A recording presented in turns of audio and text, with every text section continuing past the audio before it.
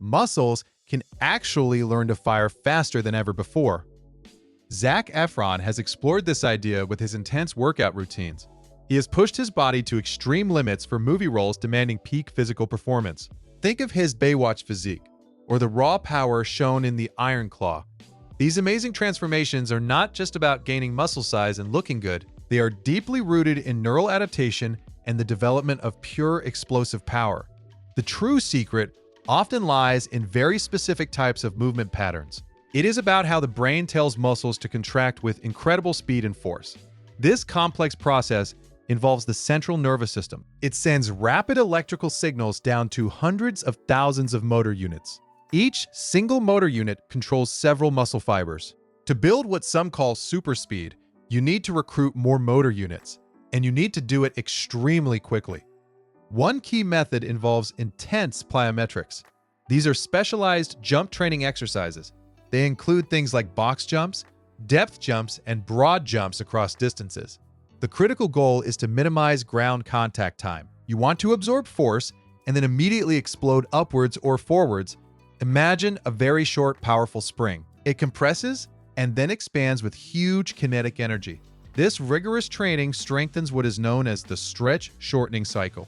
That is the elastic energy stored in tendons and muscles during eccentric loading.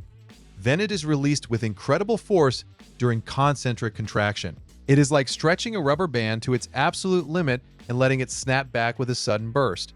Typical plyometric sessions might involve 3 to 4 sets of 8 to 12 repetitions per exercise. This might happen 2 or 3 times a week for optimal gains. Recovery is absolutely crucial for this type of demanding training. Muscles need 48 to 72 hours to adapt, repair, and become stronger. Without proper rest, the body cannot rebuild. Another vital component is very high-intensity interval training. This includes things like short, powerful sprints. Example sessions might involve 10 sets of 50-meter sprints. Each sprint is followed by 60 seconds of active recovery or complete rest. This method drastically improves anaerobic capacity.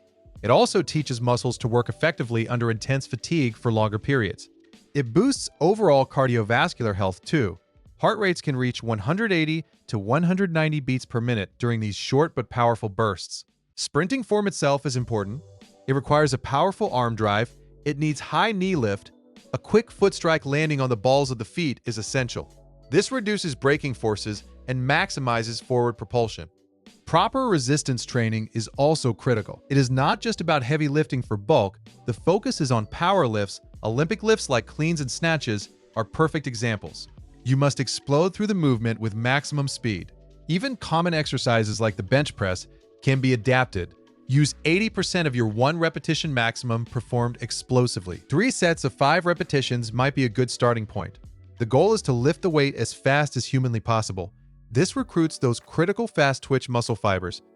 We have 2 main types of muscle fibers. Fast-twitch muscle fibers are called Type 2A and Type 2X. These contract quickly and powerfully. They are built for speed and strength, but they also fatigue faster. Slow-twitch fibers known as Type 1 are for endurance. Speed training can actually convert some slow-twitch fibers to fast-twitch, or it makes existing fast-twitch fibers more efficient at their job. It is almost like reprogramming the muscles at a cellular level. Neurological adaptations play a huge part in this process. Improvements include better motor unit synchronization. This means all the muscle fibers in a unit fire at the exact same time. There is also improved intra- and intermuscular coordination. This means muscles within a group work better together, and different muscle groups work together more smoothly. Reduced antagonist muscle coactivation is also a benefit. This means opposing muscles like biceps and triceps learn to relax more during the primary movement. This allows for smoother and faster motion. Think about a powerful punch. If your bicep is tense when you try to extend your arm, your punch will be slower. Learning to relax the antagonist muscles improves the overall speed and snap of the movement. A proper warm-up routine is non-negotiable. Dynamic stretching for 5 to 10 minutes prepares the muscles and joints. Static stretching is best reserved for after the workout.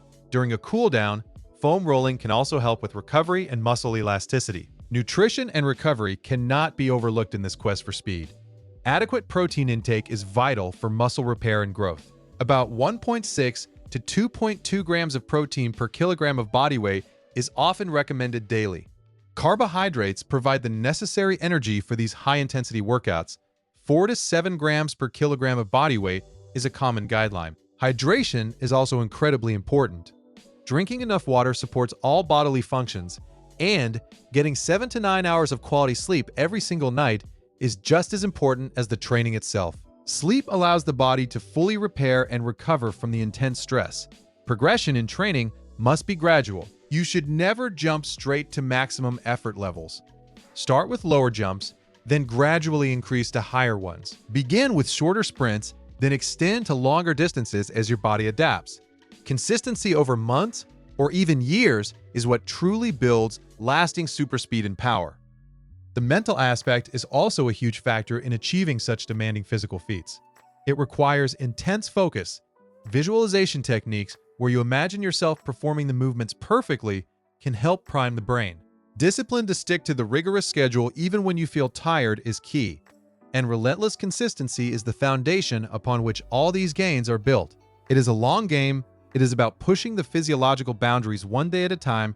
The human body is capable of amazing things when trained with the right approach and enough dedication.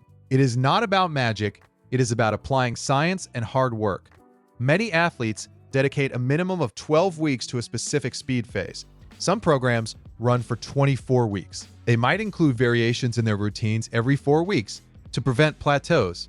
This might involve changing the type of plyometric jumps, or it could be adjusting the sprint distances. Even the recovery intervals change. The body is always looking for efficiency, so you must constantly challenge it in new ways to keep making gains. Speed training often involves a cycle of 3 weeks of high intensity followed by 1 week of lower intensity to allow for supercompensation. This means the body recovers and comes back even stronger. A typical week might involve 2 to 3 speed sessions. It also includes 2 to 3 resistance training days and 1 or 2 active recovery days. This is a 5 to 6 day training week for dedicated individuals.